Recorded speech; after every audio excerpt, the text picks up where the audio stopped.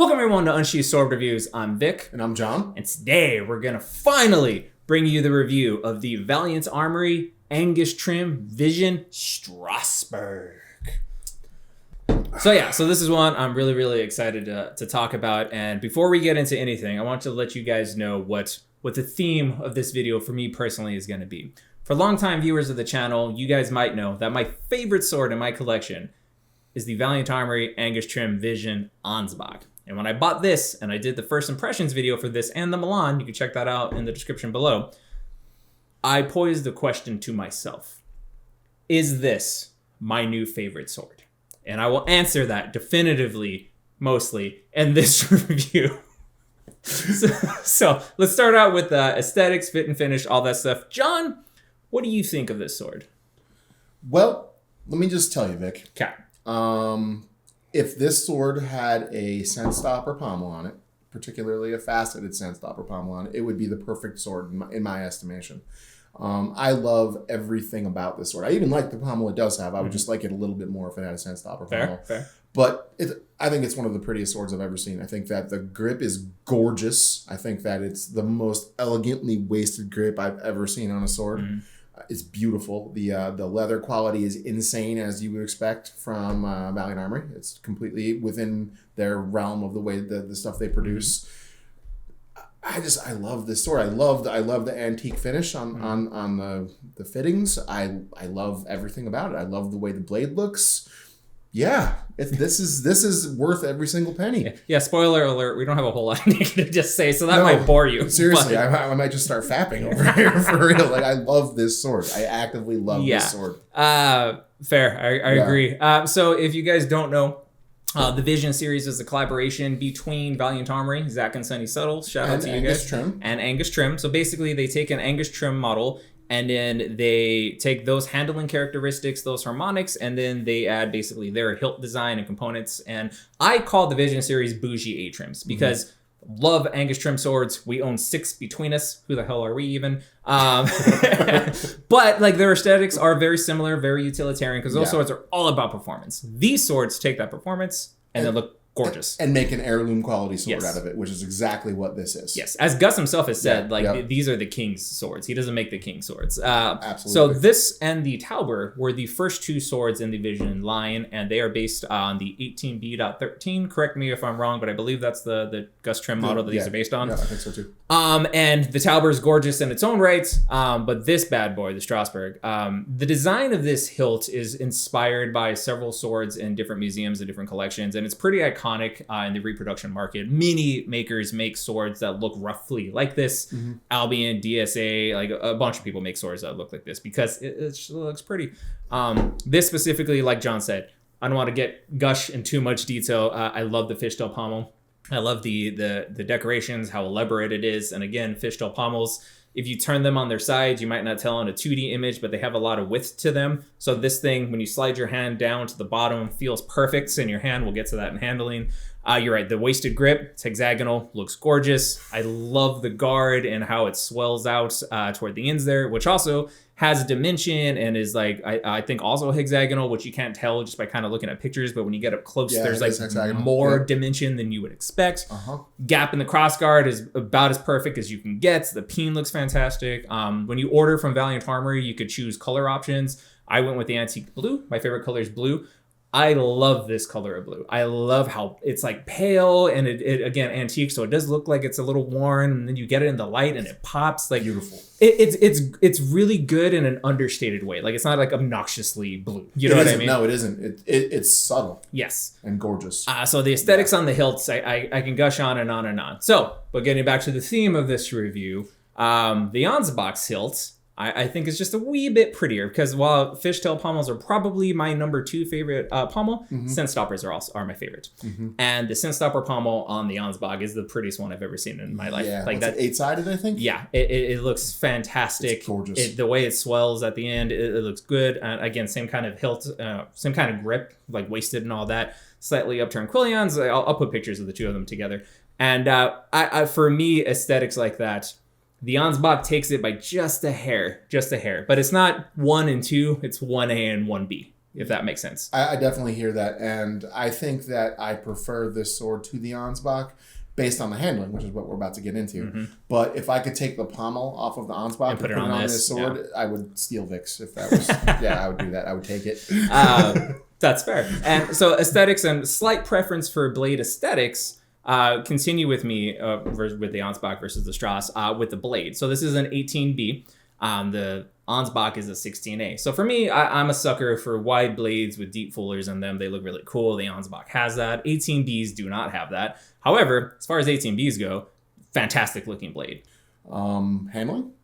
So handling. This is where, personal preference, this is where to me the Strass edges out the Ansbach. I completely agree. Holy is this fun to use? It's ridiculous. Yeah. Yeah, it's like a lightsaber. We've said that about other swords before, but this is the one that is actually the most true. First of all, 18Bs are my favorite sword in terms of performance of European swords. Strongly agree. They are definitely my favorite swords. They cut better than anything, I think, and they can thrust pretty well too. So I really, really enjoy them. They're a good time, and I think this is by far the best one I've ever used in terms of the total package. Obviously, I've handled quite a few. I've handled quite a few Angus trim 18Bs, and I like them all. But when you add the whole package that this has, it's unbelievable. Like the way the grip feels in your hand, it's unbelievable. It handles like nothing else. I've never felt more immediately connected to a sword than this. Yeah. I've heard people use the term feels like an extension of your arm before, and I thought I kind of got that. I didn't get that until I unboxed this sword. Yeah. This literally feels like a body part. You pick it up and it tells you how it wants to move. Literally, it shows you how to use it just by the way it feels in your hand. And so John borrowed this sword for about a week or so in preparation for the review, so that way he can get familiar with it and all that.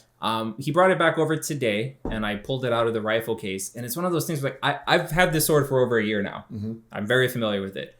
I took it out of the rifle case, and my mind was blown again by how this sword felt. Yes. That absolutely. is how amazing. And so like 18Bs run a range. There's some that are heavier and stouter, more war swords, and there's some that are more... So this is a dueling sword. We should get that. 2 pounds, 12 ounces. Yeah, this light, is fast. Unbelievably light, super nimble, very wieldable one-handed, but definitely designed for two-handed. When you put two hands on it, the acceleration, the tip control, literally it just checks every single box of what you would want in a dueling sword, but also for our purposes, a backyard cutter. Yeah. And so again, for me, this is where it edges out the Ansbach, because while the Ansbach is fun and light for a sword of its size, that's a war sword. Like if I were going to battle and I were on horseback and gonna fight, I would want the Ansbach.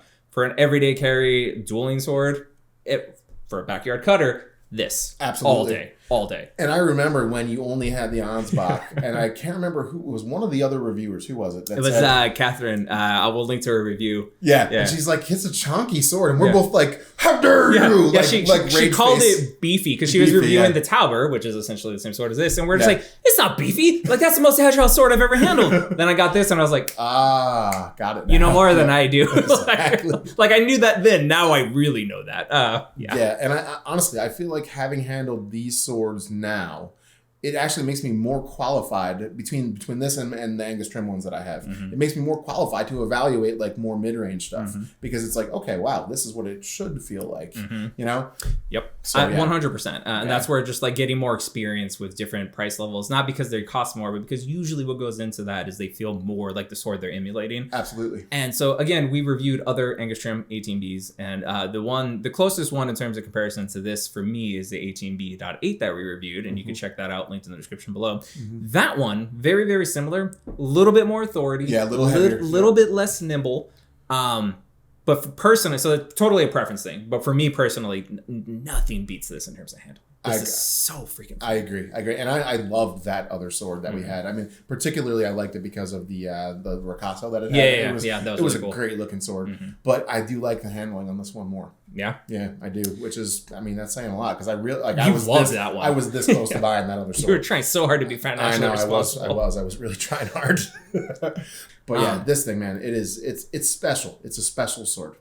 If this were the only longsword you had, you would have a good longsword, and that would be all you would need. And now, another important thing to talk about here is price, because as you probably could guess, not an inexpensive sword. $1,295 if you just want the sword. And then $500 extra for the scabbard. And you could buy them usually as a package together. You could get them, third-party vendors, Age of Chivalry, Cult of Athena have them. You could order it directly from Valiant Armoury. Cool thing to note that I'm not sure a lot of people are aware of. If you get it from Valiant Armoury, you can just buy the sword and then get the scabbard later. You could buy any Vision series scabbard for $500 after the fact. I was today years old when I learned that. So if you just want to get your hands on the sword, but you do want the scabbard, but you want to wait like 6 months and save up for that, I definitely think that's a very good route to go. I completely agree. And that package together, now that's $1,800. That's a lot of money. I definitely feel like if you're going to do it for one sword, this would be one that would be worth doing it for. And even so, while I do completely agree with that statement, let's talk about just the sword real quick. Yeah. There are many, many high-end swords from fantastic makers that we really, really love that have swords of this quality that are significantly more expensive than roughly $1,300. Sure. $1,300 is it's a big price. That is very much high-end money. And if you don't have the money for that, no worries at all. No shame in your game. There are swords that are fantastic, like the one we just reviewed from Valor Arms, that you should definitely check out. Yeah. But at $1,300, I hate to say that this feels like a steal, but it kind of feels like a steal. If this sword was $2,000, I would not be surprised. Yeah. I would not be surprised. If this were $1,800 without a scabbard, I'd be like, this is worth it. Exactly. And don't raise your prices, by the way. Sorry. But I'm saying that this sword, it's magic, dude. This is a magic freaking sword. It is a magic sword. And I bet you if you went back in time and handed this to somebody, they'd be like, wow, yeah, you must be a witch. Because you made burn him! But give me the sword first and then burn him. Exactly. So, okay. So, it's very sword. Buy the sword. I mean, it's fantastic, right? Yeah, I can't say enough nice things about it, clearly. So, yeah. So now, let's answer my question. Is this my new favorite sword? I know the answer already. The answer is no, it is not. While I do think the handling edge, so again, aesthetics, 1A, 1B, Ansbach, Strauss. Handling, 1A, 1B, Strauss, Ansbach. What really takes it for me is it's living on my wall most of the time. I do cut with my swords, I genuinely do. But the Ansbach looks slightly better, and to me, that's still the sword I'm going to be buried with. I do prefer, as a whole, the Ansbach by this much over the Strauss. So that answers that question. But I'm about to propose another one. Because a new contender has entered the arena. That bad boy. The Sterling Armoury 20A. That is a new contender for my favorite sword. Is that going to dethrone the Ansbach?